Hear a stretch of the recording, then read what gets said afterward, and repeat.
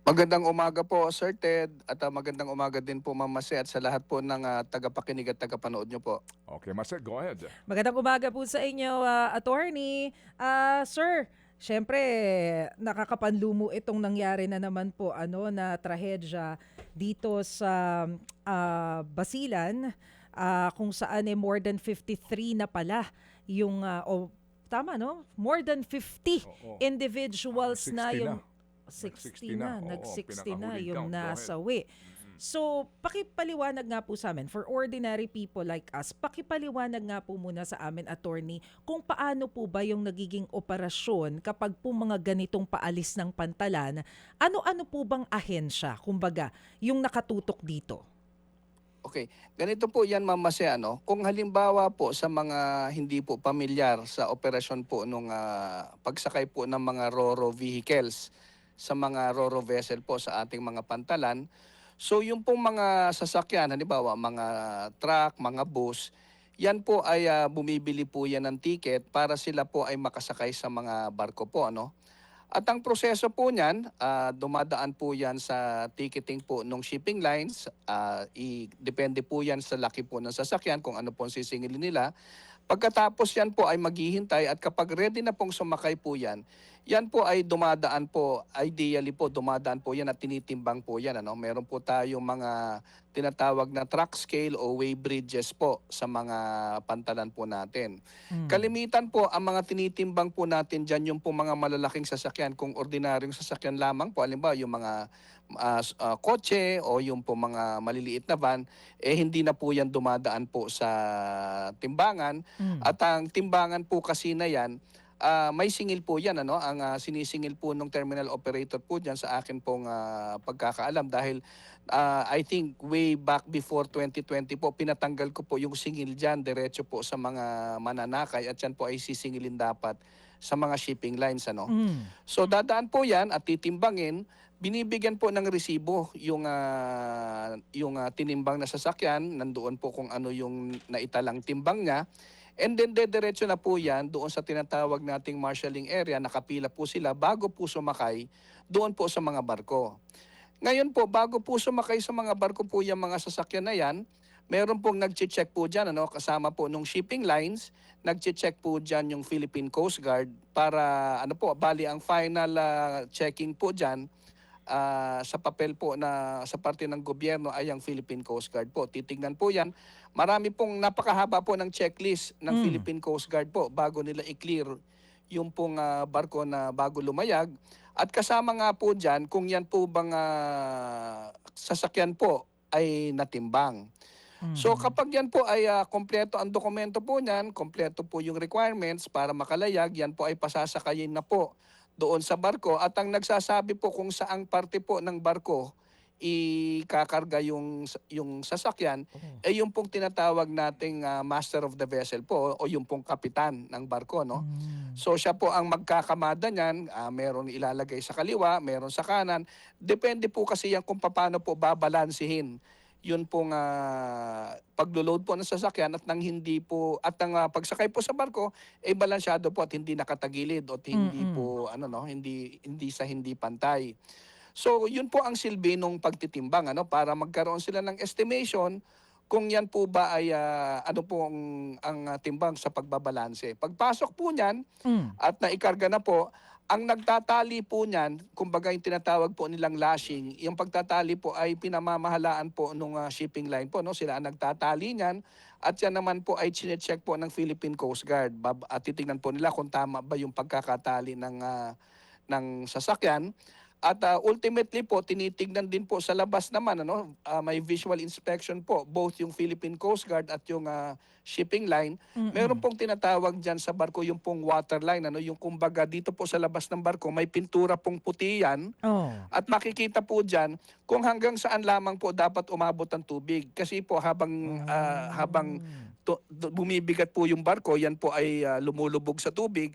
At hindi po papayagan dapat na yung pong paglubog ng barko ay lalampas po doon sa tinatawag na waterline o yung puting linya. Mm. So, pag okay na po lahat nun, i-clear na po ng Philippine Coast Guard dyan, lalayag na po yung barko. Ayun, okay. Yung sinasabi po ninyo kanina, attorney, na mga malalaking sasakyan lamang yung idinadaan doon po sa timbangan.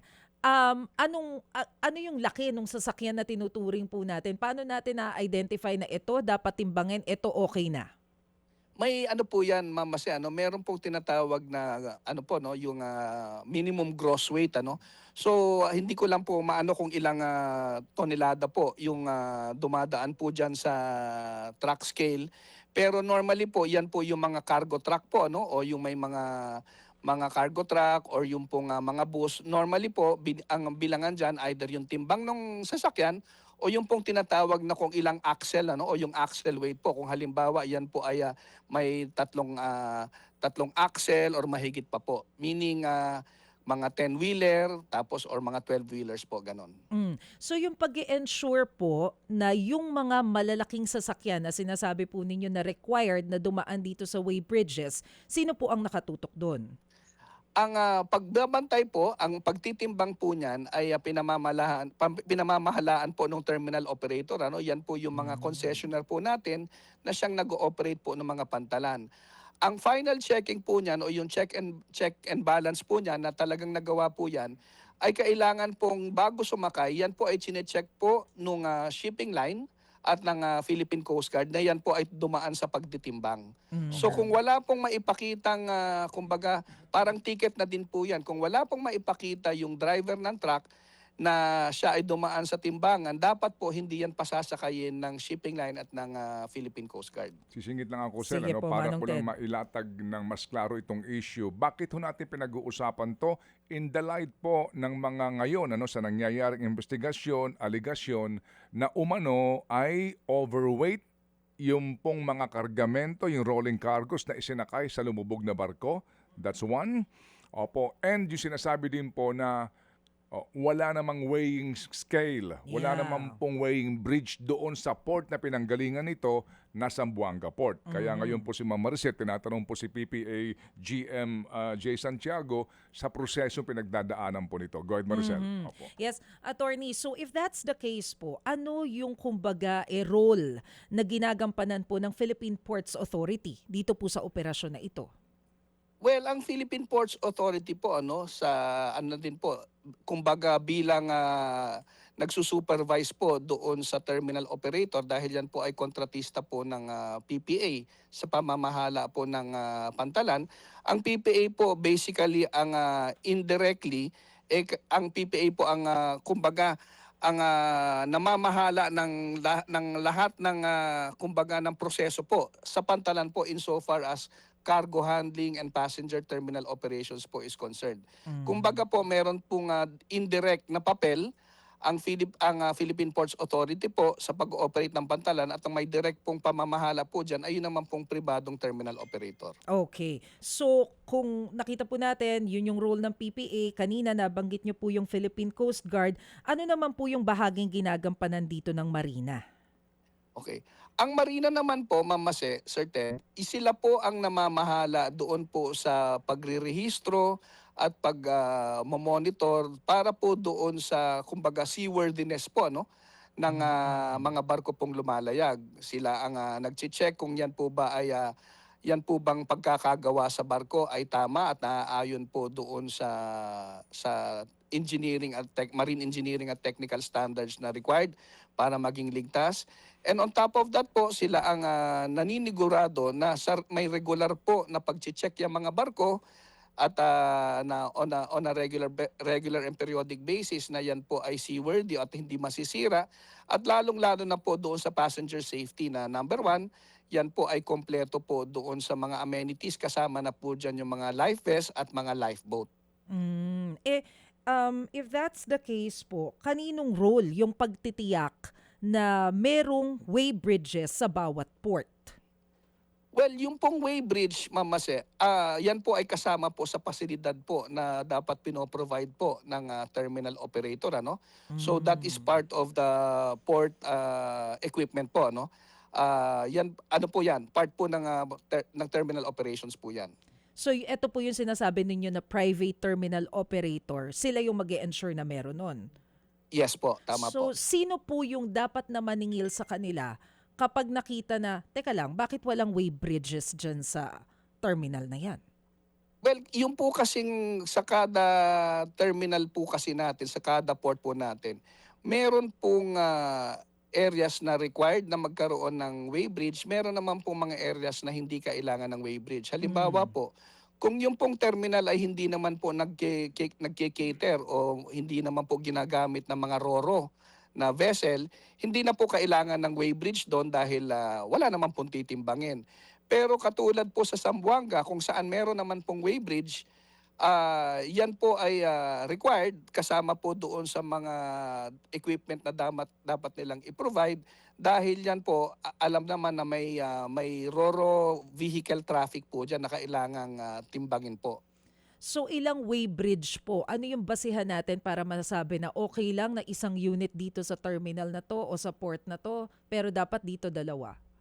Well, depende nga po yan sa dami po ng volume. Ano? Sa pagkakaalam ko po, ayon po sa report na isinumiti po sa PPA, Mm. ang dyan po sa Zamboanga ay dalawa po ang weighbridge dyan pero isa po ay sira at ang Mm-mm. isa po ay gumagana. So nung tinanong po natin kung sira yung isa at isa gumagana, kasi bakit kako dalawa? Kasi daw po isang pang inbound, meaning yung mga parating, at isa pang outbound. Sabihin ko din Mm. lang po, Mama Sir Ted, Opo. na importante din po yung inbound. Kumbaga pag dumating yung barko, tinitimbang, bilang tugon din po doon sa requirement po natin ng ano po no ng sa road standard po na pinai-implement po ng DPWH sa mga kalsada na hindi din po dapat overloaded yung mga Mm. sasakyan paglabas ng pantalan at yan po ay dadaan sa mga kalsada. Kaya meron po tayong inbound at outbound way bridges. So Mhm. kung sira po yung isang way bridge, halimbawa yung outbound, ang ginagawa daw po nila dyan ay pinapa-counterflow or pinapaikot po yung sasakyan na outbound at pinadadaan doon sa inbound na timbangan para ma-check din po nila. Mhm. Kaya rin Sa in the meantime po na hindi po gumagana yung isang way bridge. mm.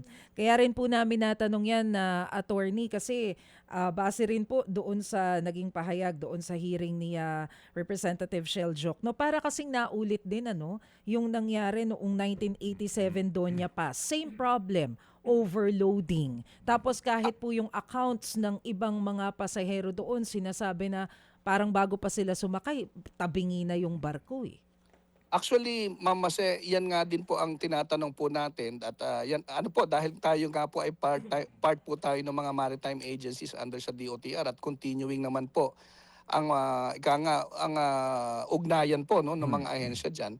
Ayun po, yun nga po ang mahirap sabi ko na maganda nga po at nagkaroon ng mga pagdinig sa Kongreso, sa House po at sa Senado dahil lumalabas po doon may mga naunang ulat mula po sa iba-ibang partidong involved na kulang-kulang po na doon po lumabas na may mga aspeto po palang hindi na i-report at hindi dinidisclose. Even po particular ng mga ahensya ng gobyerno. No?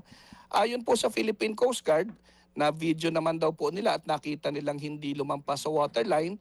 At ang isang tinatanong ko din nga ho, kasi may iba hong definition kasi ang Marina at Philippine Coast Guard. Basta daw po hindi lumampas sa waterline, hindi ito overloaded, maski higit pa yung pasahero at ang tawag lang nila doon ay overcapacity at hindi po overloading kaya naguguluhan din po kami eh. Okay, sige. Ganito muna, no? Attorney, para ho mas klaro po at ang ating usapan dito. Dito muna sa nangyari po sa sinawing palad po na barko galing ng Zamboanga. Ano ang official report ng inyong opisina? Dumaan ho ba sa weighbridge ang mga sasakyan na ikinarga dito, yung rolling cargos? Well, ayon po sa report po na natanggap po ng Port Management Office po natin sa Zamboanga, Sir Ted, dumaan po sa weighbridge. Pero ang kakaiba po kasi doon sa istorya at hindi po nare-report ng gaano sa media, apparently nagtimbang po sila para sa isang barkong originaling gagamitin, yung daw pong tinatawag na MV Antonia 1. Kaya lamang po, hindi pala MV Antonia 1 ang ginamit na barko at inilipat sila doon sa MV Tricia Kirsten 3 kung saan bago sumakay ay hindi na po sila tinimbang. lumalabas po na mas maliit palang barko yung MV Tricia Kirsten 3 Mhm. kaysa sa MV Antonia 1. Okay. Yun po yung specific na kwento po nila. Alright, sige po. Para ho at least maiklaro ito kasi nga nagkakaroon ngayon po ng malalimang investigasyon. Ngayon, sir, ito pong Zamboanga Port ay inyo na pong na-privatize, di po ba? Yes po, Sir Okay, Ted. sige. Opo. Alright, sige. Pero sabi ho ninyo, may mga ports under PPA pa rin na obligado rin na magbumili kayo ng inyong sariling way bridges? Tama po, Sir Ted. In fact, yun pong sa atin pong pina-inventaryo po natin, yung Aha. pong mga way bridges natin, Mhm. lumalabas po, meron po tayong 69 way bridges na nakadeploy po sa iba-iba po nating pantalan at out of the 69, pinapacheck ko nga po kung bakit gano'n, meron pong 13 hindi gumagana at meron po tayong 56 po na gumagana po. Ano? Okay. Meron po kayo sinasabi na usually ang ilang mga ports hindi na kailangan ng way bridge kasi kaninyo yung traffic ng Roro ay hindi naman ganun po kabigat o karami. Well, or ano po, Sir Ted, walang Roro traffic. Halimbawa po, mga Sige. fast craft lang po 'yan Okay. at wala pong dumadaang mga truck po halimbawa. Sige, Opo. ganito. Ito ho, Attorney Jay, gawin nating case study itong Zamboanga. Itong Zamboanga, itong barko ho ng Allison at Montenegro for that matter, galing ka ng Zamboanga. Saang mga ports ito dumadaong? Mga Roro ito kasi nagkakarga sila ng mga sasakyan na cargo. May kargada kasi nga commercial po ito. Usually po, yung kanila pong traffic din. Saan ito bumabiyahe? Eto po. Well, Hindi ho ba halimbawa po. halimbawa Opo. sa Isabela Port. Tama? Yes po, Okay. po. Opo, Sir Ted. Meron tayong port sa Lamitan. Yes po, Sir Ted. Meron din tayong port sa Sulu, itong Holo Port, tsaka Siasi Port. Opo, yes sir. May port din tayo sa Bungaw, sa Tawi-Tawi. Yes po, Sir Ted. Okay, itong mga barkong ito na Roro, bumabiyahe po dito sa mga port na ito. Yung bang binanggit ko mga port ay PPA operated? May mga port po doon na PPA operated at may mga ports din po doon na hindi po PPA. Okay, doon sa binanggit ko po, Isabela Port, Lamitan Port, Sahulo Port, Bonggao Port, ito ho ba yung mga PPA? Sa pagkakaalam ko po, ang PPA port lamang po doon ay yung pong sa Isabela Basilan po. Isabela Basilan lang. The rest Apo. po, the rest na mga port na dinadaungan nitong mga Roro na ito, sino nag-ooperate? Either LGU po yan, Sir Ted, o under na po sila ng BARM. Okay, so pag nahugan yan, kasi it follows na kung Roro ang lalanding doon, magdadock doon, nagkakarga din sila pabalik ng sasakyan din 'Di ba? So kung kung ito hong kaninyo ang PPA lang ay Isabela Port? Yes po, Okay, Sir sige. Ted. Yung Isabela Port ba may weighing bridge? Wala. Well, wala pong weighbridge din po Ayun, doon. yun. Okay, sige. So that's PPA call now, 'di ba? Opo, Okay. yes po. Kaya namin ginagawa ito, moving forward ba Maricel, na hindi na maulit kasi nga po, ito yung muling mangyayari kasi nga dito sa technical na pangangailangan na importante na mag-invest either ang PPA po o itong LGUs. Kapag po ganyan na LGU yung nag-ooperate, wala bang mandato sa batas na inoobliga sila na sila magpundar ng sariling way bridge para nga sa kaligtasan ng kanilang mga kababayan doon? Well, yung po, Sir Ted, sa kasamaang palad po, walang specific pong mandato sa batas na obligado pong yung sa mga pantalan po natin na obligadong maglagay po ng weighbridge. It becomes an operational issue po for practical purposes pero po kumbaga yung batas mismo ang nagtatakda na kailangan mag-install ka ng ganyan, wala pong specific na mandato po doon. Opo. Ito ho dapat lumabas sa mga hearing ngayon. Kasi in aid of legislation, ito yung napaka-importante, malaman kung ano ba ang mga pagkukulang. Kasi ngayon po nangyayari daw dyan, Sir Attorney Jay, tansyahan na lang nga Yung pong mga kotse, kasi may gross weight ka na sa rehistro mo pa lang, di ba? Sa ORCR Tama po. mo, may timbang ka na doon. So hindi mo na kinakailangan timbangin. Yung mga truck kasi, truck, mabuti kung dry weight, meaning walang kargada. Paano kung puno ng kargamento? Hindi po ba? Yun na yun Kaya nga po, ang kapitan, binabalansi mo na lang, tinatansya mo na lang, mano-mano kumbaga. Kaya importante nga yung timbangan. At maliban po dito, sa binabanggit ko mga lugar, Attorney Jay, meron din pong mga, di ba, itong sa tablas na inyong pantalan. Wala din po ditong, sa Bicol na lang po, no? Sa Virac. Itong Virac, Catanduanes, wala din pong operating ngayon na weighbridge. Maging dito sa Tabaco, Albay. Ang dami po nito sa Ubay, diyan din po sa Bohol. Maging dito po sa Iligan, ang dami po nitong nasa listahan natin. Maging sa baseport ng Masbate, wala din po kayo ditong, dito ho sa Calapan, sa Rojas, sa Mindoro, po sa Bulalakaw. Ang dami pong mga lugar under PPA na wala hong operating na mga weighbridges. Ano pong inyong balak gawin dito, Attorney? Well, maraming salamat po Sir Ted. At yan po talaga, on an annual basis po tayo ay nagpo-procure po dyan. In fact, ngayong taon po ay nagpo-procure po ulit tayo dyan. Yung po kasing isang weighbridge, umaabot po tayo Sir Ted dyan ng halos 13 million po kasi yan kada isa. No? At so, pinaplano po din natin yan base po sa ating budget. Dati po kasi, ang ginawa po dyan, bago po I think before 2017 or 2018 ang nag-ooperate po niyan mga iba-iba pong individual na nagtatayo po ng weighbridge at naniningil, at yan po ay naging negosyo more than a safety issue po, no? At yan po ay pinaimbestigahan din po sa Kongreso, at naging resolution nga po doon ay tanggalin po lahat ng mga privately operated na weighbridges for profit po, no? At kaya nawala po lahat yan. At simula po, I believe, sometime 2020, tsaka pa lamang po tayo ulit nag-repopulate po ng mga weighbridges po natin dyan. At on an annual basis po, ay inuunti-unti po natin yan. If I'm not mistaken, mga 10 areas po kada taon po ang ating pinapa-installan po ng weighbridge. Sa isang taon, magkano po ang income ng PPA as GOCC?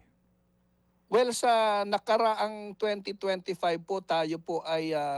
ang PPA po ay kumita, if I'm not mistaken, about 27 billion po, no? 27 billion pesos. 27 billion pesos. Kanin nyo, mga more or less, 14 milyones po ang weighbridge.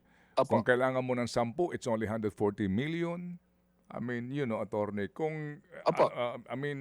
palagay ko po naman, kung papayagan lang po ng inyong pamunuan, do you operate as may board ho ba kayo? Meron po. May Okay. PPA board po, Opo. Sir Ted, at yan po ay binubuo po ng 7 different cabinet secretaries po. Opo, sige. So ako ho, kung mamarapatin ninyo, palagay ko naman hindi po mahirap idepensa ito na kahit na yung port hindi ganoon kaaktibo, pero mayroon pong mga ro-ro vessels na dumadaong doon at kargamento po doon na kinakailangan timbangin. Palagay ko po yung 15 million bawat isa ay walang katumbas na buhay yan, di ba? Kung sakasakali po, pinag-uusapan natin safety po ng mga vessels. Tama po, Sir Ted.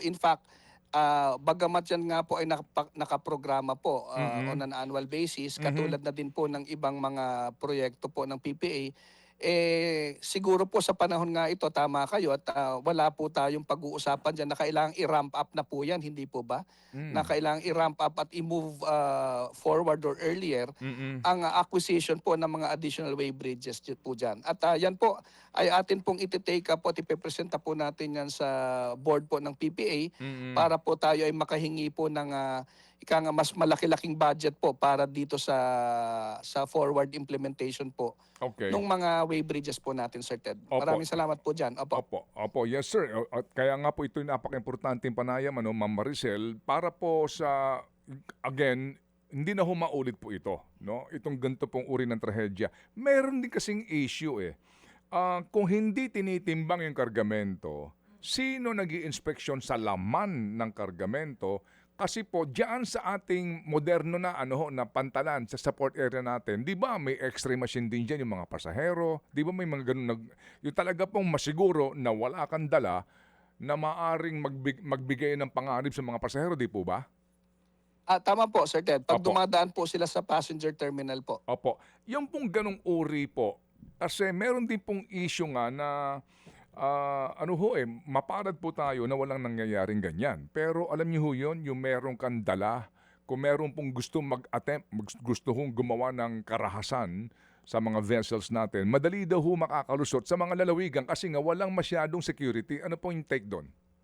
Well, ano po 'yan, Sir Ted, ano, totoo po 'yan. Pero mabanggit ko lang din po ulit na yun pong, in terms po doon sa laman po nung cargo o yung mga Mm. kontrabando, Mm. may iba pong marami po at iba pong ahensya po na ika nga nag-ooperate po sa mga pantalan po natin. Nandiyan Mm. po ang PIDEA, no? Mm. May actual presence po ang Philippine Drug Enforcement Agency diyan. Mhm. Nandiyan din po yung maritime group ng Philippine National Police. And of course, tumutulong po tayo diyan with our PPA Port Police at pati po Mm. yung mga security guard natin. Mhm. Normally po, ang ina-undertake po diyan ng at saka nandiyan po primarily din ng Philippine Coast Guard, ano, talagang sila yung last touch po talaga diyan eh. Mm. So Mm. meron pong visual inspection diyan, but of course admittedly kapag yan po ay ika nga talagang inilihim at itinago ay Opo. talagang mailulusot po. Pero maibahagi ko din po, Sir Ted, na marami din naman pong pagkakataon na lalong-lalo na po dito sa mga pantalan po natin sa Bicol, ano, mga access papunta po dito sa Eastern Visayas, Mhm. maraming pagkakataon po at hindi na nababalita na tayo po mismo ay nakakasawata po ng mga ipinupostit po diyang mga droga or Okay. ipinupostit pong mga armas po diyan, ano. Hindi na lamang po nababalita, Mhm. but ano po, marami din pong pagkakataong nape-prevent po 'yan. Sige po, kasi nga din sa aming panayam kay Congressman Miro Kimbo, Sel, no? Sa smuggling ng sigarilyo at saka yung sigarilyo na nanggagaling sa Luzon, ha? Oh. Yung dito ho ginagawa na ang laki po ng sindikatong ito, mawalang galang lang po, no? Basulta yung binabanggit eh. Basilan, Sulu, Tawi-Tawi.